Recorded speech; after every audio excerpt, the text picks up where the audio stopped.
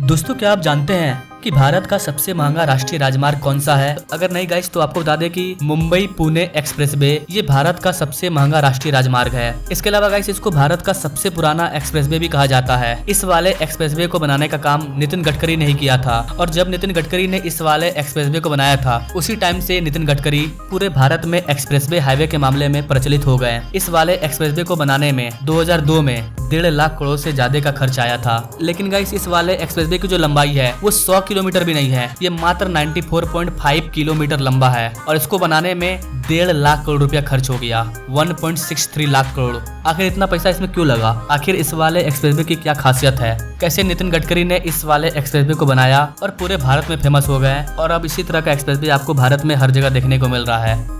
नमस्कार and welcome to all over affair. मैं विकास। दो प्रमुख शहरों को आपस में जोड़ने वाला मुंबई पुणे एक्सप्रेसवे यह न केवल नेशनल हाईवे है बल्कि यह एक इकोनॉमिक कॉरिडोर है जो कि मुंबई और पुणे को आपस में जोड़ता है। इस वाले एक्सप्रेसवे के बनने की वजह से मुंबई और पुणे दोनों आपस में मर्ज हो गए हैं। अन्य राष्ट्रीय राजमार्गों की तुलना में अधिक टोल वसूले जाने के कारण ये यात्रा के लिए भी सबसे महंगा माना जाता है। मुंबई पुणे एक्सप्रेसवे पर दोनों शहरों के बीच एक तरफा यात्रा के लिए 4 व्हीलर के लिए 320 रुपये का टोल टैक्स देना पड़ता है। रिपोर्ट के अकॉर्डिंग प्रति किलोमीटर टोल 3.4 रुपया है, जो देश के अन्य एक्सप्रेसवे के औसत टोल किराए की तुलना में 1 रुपया प्रति किलोमीटर अधिक है। आपको बता देगा इसकी महाराष्ट्र राज्य सड़क विकास निगम MSRDC द्वारा निर्मित मुंबई पुणे एक्सप्रेसवे देश का पहला प्रवेश नियंत्रित मार्ग है और इससे दो शहरों के बीच में यात्रा का समय 3 घंटे से घट करके मात्र 1 घंटा रह गया है। जी हाँ गाइस, पहले जो यहाँ पर रोड था उससे यात्रा करने में 3 घंटे का समय लग जाता था, लेकिन इस वाले एक्सप्रेसवे के बनने की वजह से इस समय मात्र 1 घंटा रह गया है। यहाँ पर टोल वसूलने का जो नियम है उसमें सालाना 6% की बढ़ोतरी की जाती है।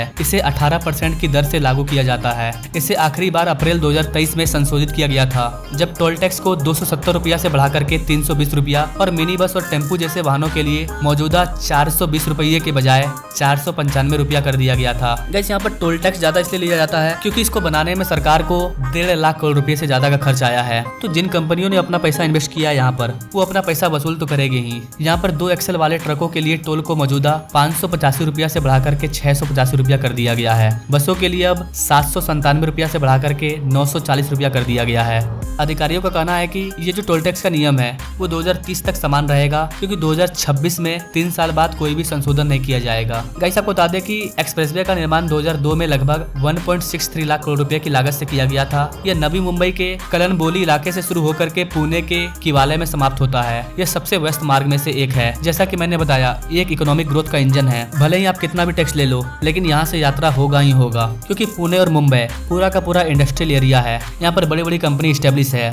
विजन 2047 के अंतर्गत वर्तमान 4000 किलोमीटर के एक्सप्रेसवे को बढ़ा करके 50,000 किलोमीटर कर दिया जाएगा और इसी योजना पर सरकार काम कर रही है। इस वाले एक्सप्रेसवे में टोटल 6 टनल है जिसकी टोटल लंबाई 5.7 किलोमीटर है। इसे कोंकण रेल द्वारा बनाया गया है। इसके पहले टनल का नाम है भाटन टनल। इस वाले टनल की लंबाई 1 किलोमीटर की है। इसे 2 ट्यूब के जैसा बनाया गया है, एक आने के लिए एक जाने के लिए। ऊपर से इसका व्यू ऐसा होता है और अंदर से व्यू इसका ऐसा है। इस वाले टनल को ड्रिलिंग और ब्लास्टिंग मेथड से बनाया गया है। सिर्फ इस वाले टनल को बनाने में 200 करोड़ रुपया खर्च हुआ है। इस पूरे एक्सप्रेसवे में आपको 5 इंटरचेंज देखने को मिलेगा। ये भारत के बिजिएस्ट रोड में से एक है। आपको बता देगा इसकी हर दिन यहाँ पर 43,000 से ज्यादा व्हीकल अपना सफर तय करती है। इस वाले एक्सप्रेसवे की कैपेसिटी दिन में 1 लाख व्हीकल की है। 1 लाख व्हीकल को ये अपने ऊपर ला सकता है, ले जा सकता है, यानी कि आने वाले सालों साल तक ये एक्सप्रेसवे इसी तरह से चलते रहेगा। इसका दूसरा टनल है मदर टनल। ये टनल मात्र 295 मीटर लंबी है। इसका जो पहला टोल प्लाजा है वो एक खालापुल टोल प्लाजा। अब कुछ लोगों का सवाल होगा कि भारत सरकार इतना पैसा क्यों ले रही है? भारत सरकार इसका पैसा कम भी तो कर सकती है। तो गाइस आपको बता दें कि ये भारत सरकार के हाथ में नहीं है। इसे NHAI द्वारा नहीं बनाया गया है। इसका पूरा मैनेजमेंट MSRDC संभालती है, यानी कि ये महाराष्ट्र गवर्नमेंट के अंदर आता है। इसका पैसा भी महाराष्ट्र गवर्नमेंट के पास जाता है। तो जिसको पैसा कम करवाना है वो महाराष्ट्र सरकार को एप्लीकेशन दे सकता है, लेकिन उम्मीद कम है कि इसका टोल टैक्स अभी कम होगा क्योंकि इसको बनाने में काफी पैसा खर्च हुआ है। इसका जो कंस्ट्रक्शन वर्क है वो 1997 में ही स्टार्ट हुआ था। 2002 में इसका पहला सेक्शन खुला था। ये अपने प्यारे भारत का पहला एक्सप्रेसवे है।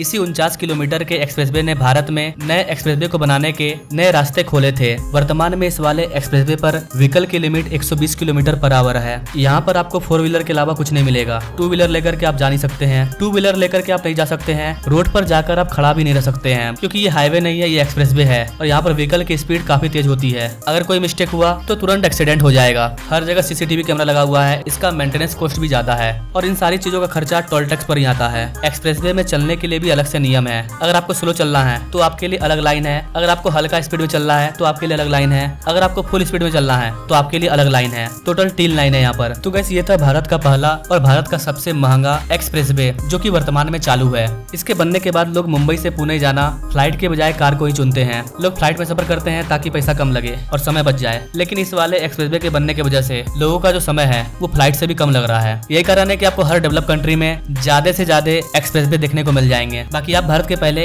एक्सप्रेसवे के बारे में क्या कहना चाहेंगे कमेंट करें, और ऐसे इंटरेस्टिंग प्रोजेक्ट के बारे में जानने के लिए हमारे चैनल से जो जुड़े। Now thanks for watching. मिलेंगे अगले वीडियो में एक नई जानकारी के साथ, तब तक के लिए जय हिंद।